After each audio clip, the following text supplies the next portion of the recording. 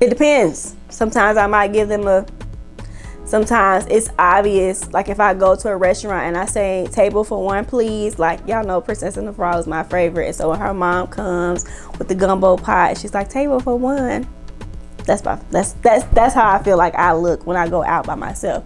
This is part 3 of the questions that need answers solo date edition, and we're closing this series with confidence, with joy, and with your permission to do things for yourself intentionally.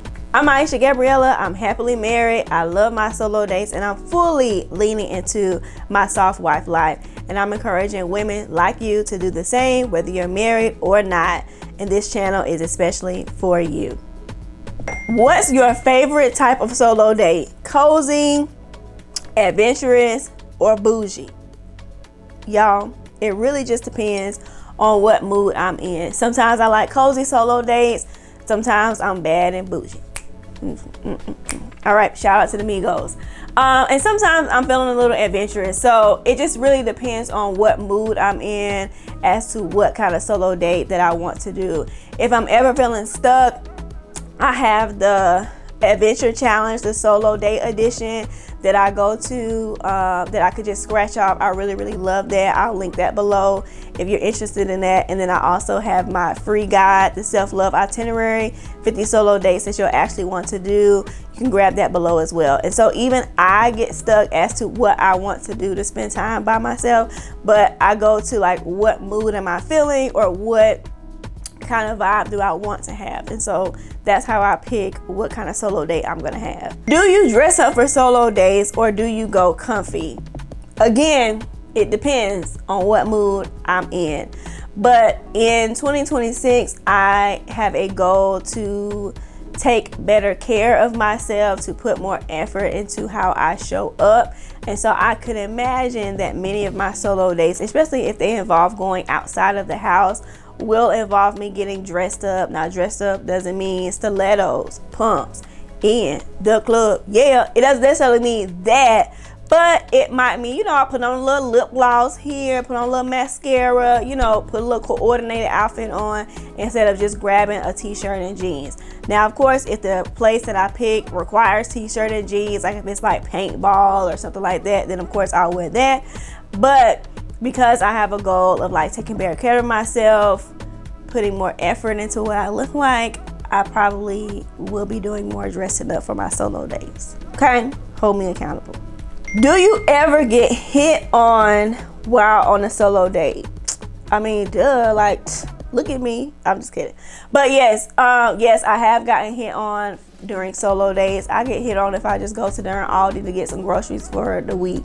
So yes, that is a thing that, you know, us beautiful women, like all of us are beautiful. Like, we cute. We know we cute, but that don't mean that you got, like, you could tell me, oh, you look nice today, thank you, and keep it moving. But yes, I do oftentimes sometimes get hit on. And in the part 2, I talked about this guy that had the corniest pickup line ever, and I immediately called Christian. I'm like, this what y'all dudes be saying? Like, this is whack, okay? This is whack. So yes, sometimes I do get hit on. What's a solo date you'd never do again? Ooh, I don't know if I have one that I'll never do again. I don't know. I wasn't as consistent with my solo dates last year as I would have liked to be, and so I don't know if I have any, like, enough that I can say, oh yeah, that one is an absolute no. So I don't know. I don't have an answer to that question that I will never do again. So if I think about it, I'll come back and let y'all know. What's a solo date every woman needs to try at least once?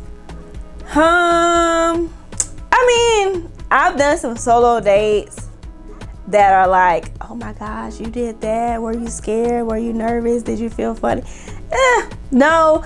I would say a solo date that every woman needs to do at least once. And I'm thinking about the women who maybe like this is their first solo date ever.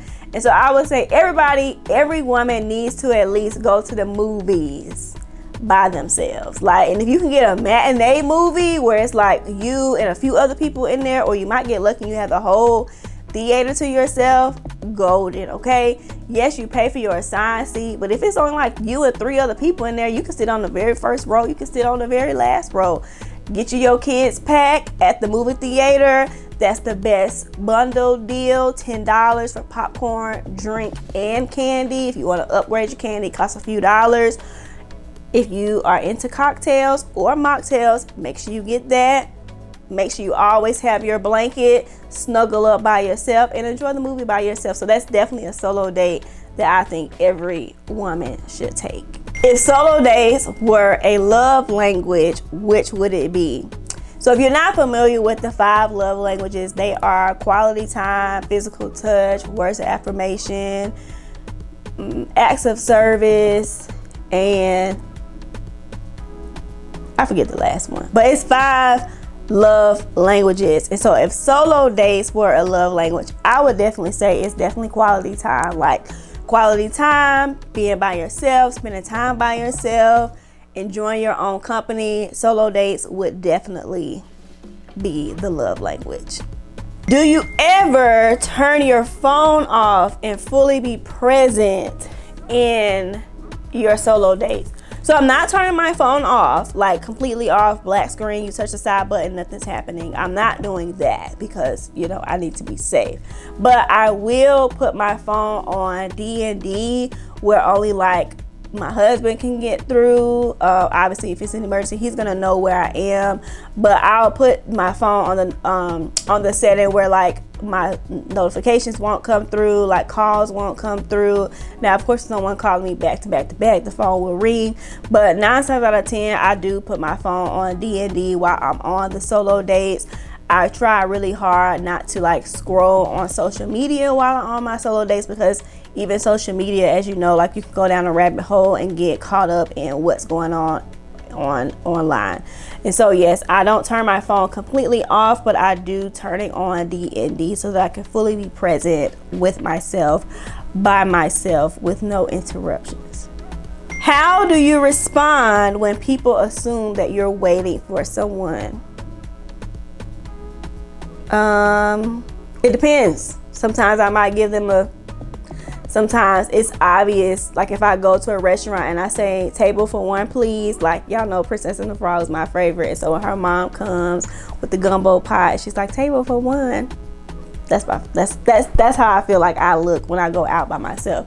But I don't feel any type of way. Like, you know, some people, solo dates isn't their thing. They think that it's weird. Like, you're going out to the movies by yourself, you're going to dinner by yourself. I could never. Like, you could, it'll be uncomfortable, but you definitely could do it. Like, if you can go and pick up you a coffee at a local coffee shop, like you can go get that coffee and sit down for 20-30 minutes. Like, it doesn't have to be that daunting.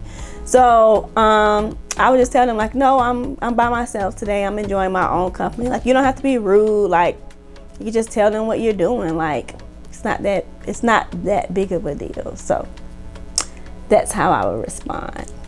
If solo dates have taught you anything, I know they've taught me anything, it's taught me to live life to the absolute fullest. Live it in joy, live it loudly, live it in confidence, live it in a way that it doesn't matter what other people think. It doesn't matter that you're going out by yourself. And going out by yourself, remember, it doesn't mean that you're lonely. It just means that you are enjoying the company of yourself. You are finding out what things you like.